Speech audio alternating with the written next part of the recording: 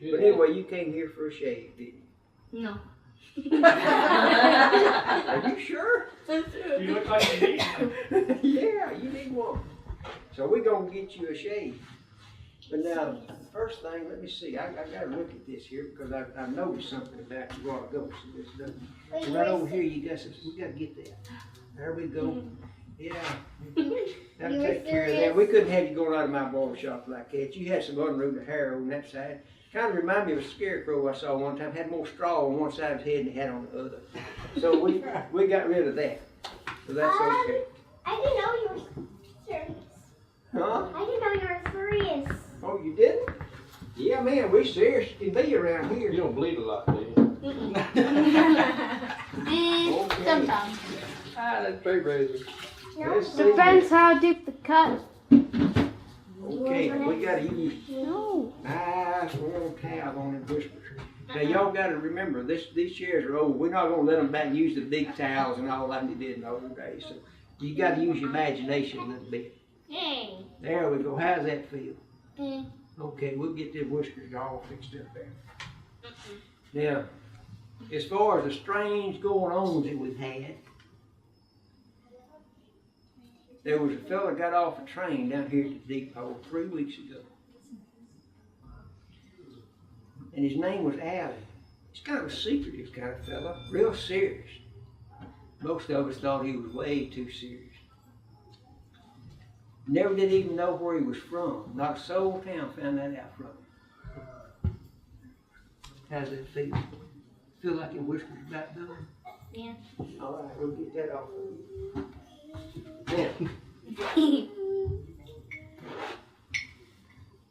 Now this is a serious operation here. You had a lot of shaves, you know this, but if you hadn't had a lot of barbershop shaves, you need to do your lips like that, so we'll get them out. This stuff don't taste all that good. You're not allergic to soap, are you? You're the first one to raise it in. Let's see now. We'll try not to get it all in your ears or anything. Here we go. Yeah, hold your head back. There we go. We gotta get you good. Nobody's got to shave. Leave the stuff. There we go. Could use whipped cream. There we go. Then the bit, it's good. Yeah. What is that? Hold You your can head say back. could use whipped There you cream. go. Oh. Now. Okay, now hold your lips real good, because we're fixing to go right across your mouth. All right, there we go.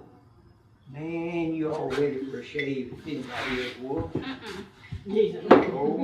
Lick your lips. No, don't do that. Okay, you can open your lips now. Mm-mm. I'm gonna wipe them, be sure you don't have anything on. We're through with the lather. Okay. There we go. Get that little bit off, you know. Looking at Breathe everybody and okay. they're all going like, All right. Well, Alan, after he got here and everything, well, now, this is gonna be even more delicate than the other thing we did. So when I tell you to hold your head just a certain way or anything, well, don't move, okay? 'Cause this is a little bit short for that. And I have to ask you, do you like one ear a little more than you like the other? Okay. Well, Alan met this boy in town named Bob. Now, Bob been around here a long time. And Alan rented a room from Bob's mom. So they got to know each other. They about the same age and all. But old Bob never could find out a whole lot about Alan. He was just too secretive about it. He did find out that old Bob had a friend by the name of Tom. They had been friends their entire life. And when they got out of school, they went off and went to work for the railroad. Well, they sent them up to one of those northwestern states, and they were working with a crew blasting a tunnel through some mountains. Well, while they was up there, they both met this girl, and they both got sweet on her. That created a little friction between them. But anyway, they were out there doing this tunnel, and they went in one day, set some charges below Tom had a date with this gal the night before. And of course, Alan knew about it, but he was telling me everything went real well. And he took her home in this buggy that he'd rented down at the livery stable. Said that he got to meet her parents. They had a real good time together. You know, everything just perfect. Well, that was fine. Well, they set some charges in this mine. And this tunnel. And as they're coming out of there, old Adam's got these leads on this thing. He's rolling them out. Well, old Tom stops there in the mouth of this tunnel that they're making. And he is holding those leads so they won't move. Put his foot on them. Well, old Tom finished getting the leads out there to the detonator. And he hollers to old Tom, he's got enough wire, everything's okay, he can leave now. And so he cuts the wire, hooks it to the detonator. He pulls that detonator up, and he hollers, fire in the hole, just like he's supposed to. He waits a few seconds, down goes the detonator. Fire, everything comes out of that tunnel. Rocks, smoke, dust, you name it, it came out. Let's get a chin here. Yeah. A little bit more back if you don't mind. There we go. There we go. We won't get them all. Okay. Well, needless to say, let's get some of that mustache over here. Don't have to switch sides again. Don't smile too much. We don't want any bigger hole we got. Well, anyway, when the smoke had kind of cleared, they went back up to the tunnel, gonna check on everything, you know, to see what's happening. There, right at the entrance to that tunnel, lays old Tom. Or I guess I should say his body. Well, they had a funeral for old Tom. And everything seemed to be settling down. And then all of a sudden things started happening.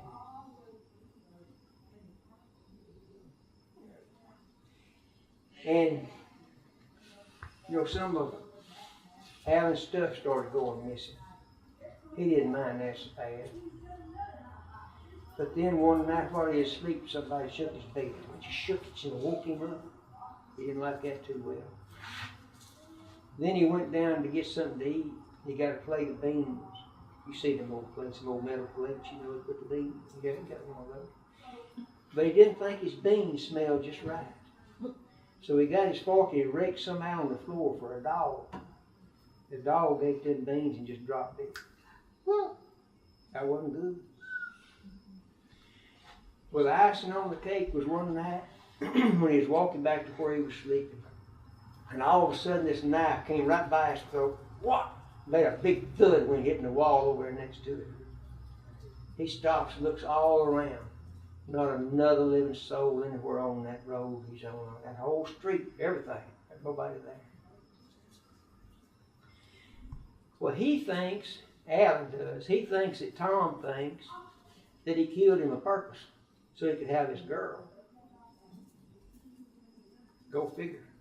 If old Tom knew anything about girls and was a little bit older, more experienced, he'd have known that more than likely that girl didn't care nothing about either one of them. She just, you know, having fun.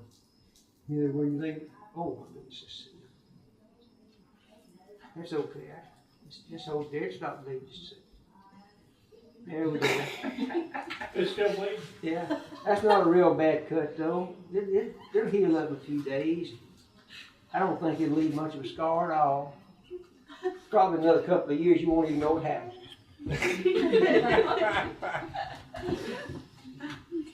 Okay. Not likely. There you go.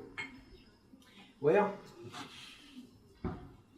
old Alan, he decided it's time to get out of town, sure enough, but he just don't have the opportunity because he bought us tickets on the stagecoach and he bought a ticket on a train and the ghost went right with him, both times. And the ghost didn't even have to buy a ticket. And Alan didn't think that was fair. Go figure.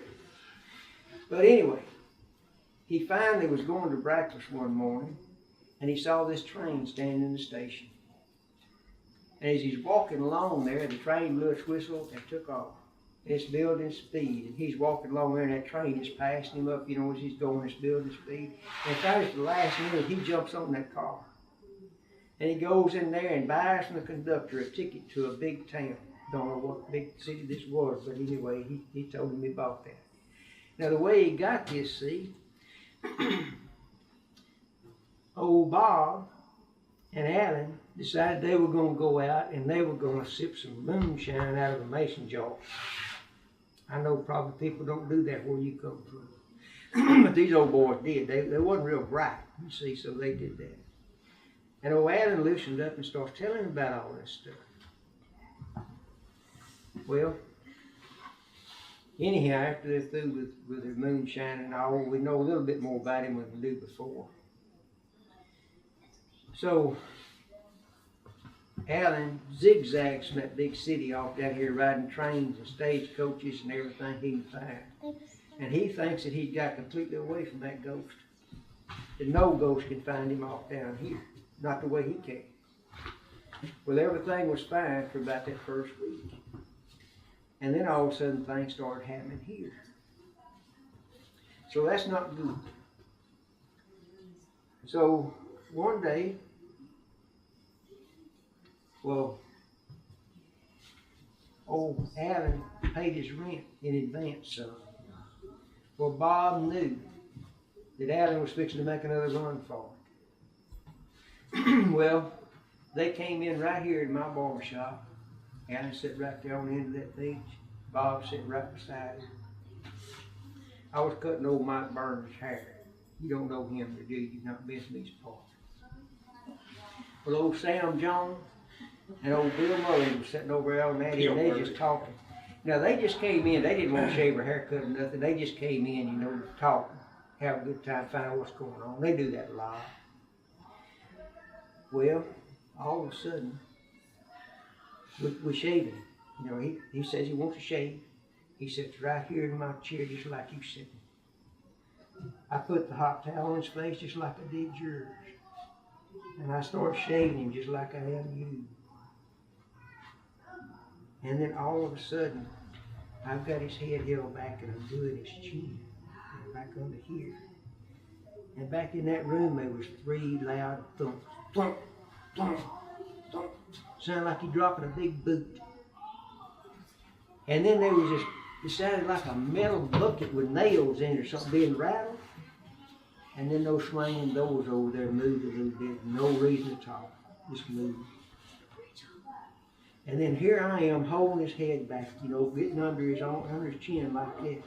And all of a sudden this invisible force grabbed my arm and it brought it over here and that razor went right across his throat just like that.